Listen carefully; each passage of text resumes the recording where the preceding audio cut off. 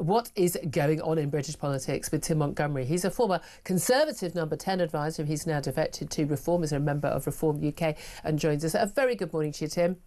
Yeah, good morning. I've gone from the devil to the deep blue sea, I think. From the Well, I have to say, I mean, we've heard over the last few years, one of the problems with the Conservative Party is like it's a very broad church. And there comes a point when you go, well, when you're taking in the Lib Dems as well as Conservatives, then effectively you're no longer a sensible church. You've got no meaning, you've got no beliefs. What do you stand for?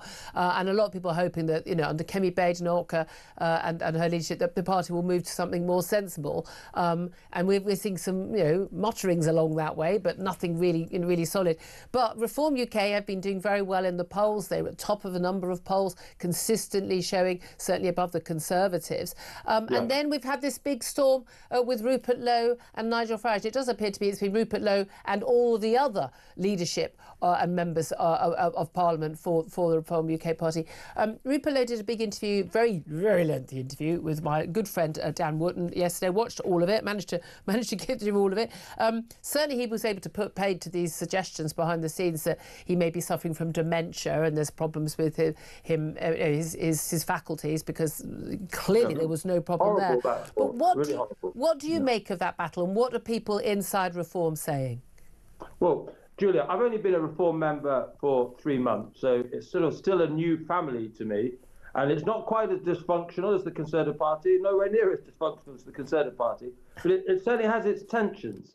And I think partly the best way I could describe it is I was aware of the tensions between Rupert Lowe and Nigel Farage really from the earliest couple of weeks that I was a member. So there is obviously these allegations about misbehaviour by Rupert Lowe. I don't think any of us are really able to properly comment on those. Let process, you know, take its course. And people should be innocent. I mean, some of these are police complaints about threats of violence. I mean, again, we've got to remember, people are innocent until proven guilty, until there is even a charge brought. 100%. But I'm more of the view that actually there were political tensions between the two men. They had a different view about where the party should go. Rupert Lowe, I think, was becoming quite impatient about some of the points that he was making. And Nigel Farage decided this was not a tension that he would tolerate. And I think these allegations of misbehaviour were more of a cover for something that he wanted to do anyway. OK, so you're saying these are political differences rather than personal ego differences, because a lot of people think actually it's more about personal ego on both men's parts. I think it's more about the political strategy that Reform are having to go through. So Reform at the moment are about, say, 20-25% in the opinion polls. If they are to get to the position where they could be a majority party, they need to add about 10% or more of the vote. And that's what Nigel Farage is obsessed about. How does he get to that new level? You may have noticed, Julia, he's hardly talking about immigration anymore.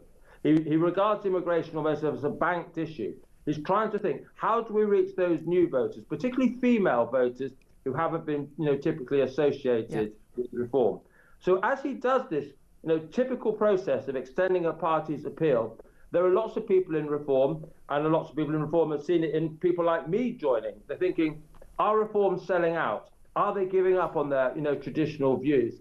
And the danger, I think, why Rupert Lowe's falling out with Nigel Farage is different from previous differences, is Rupert Lowe could lead that faction inside Reform that is worried about selling out. Right. So I'm behind Nigel Farage. I think basically his strategy is right, but I think he does need to be more collegiate. I think he does need to find That's more an ongoing issue. This complaint from Rupert Lowe in that Mail interview about, you know, this is, you know, a protest party led by the Messiah. We need to move on from that. But as you say, that's what Nigel Farage is trying to do. And this it's perfectly obvious to me why you don't need to keep talking about immigration. Anyone who's seriously concerned about the immigration issue, both uncontrolled mass legal migration and illegal migration, you know, if they're looking at Reform already gone over to Reform. So done, 100%. Tick. As you say, you need to appeal to more people. And actually, Rupert Lowe talking about mass deportations of illegal migrants, which I'm fully in support of, and I think it's bizarre that everyone in the country isn't in support of,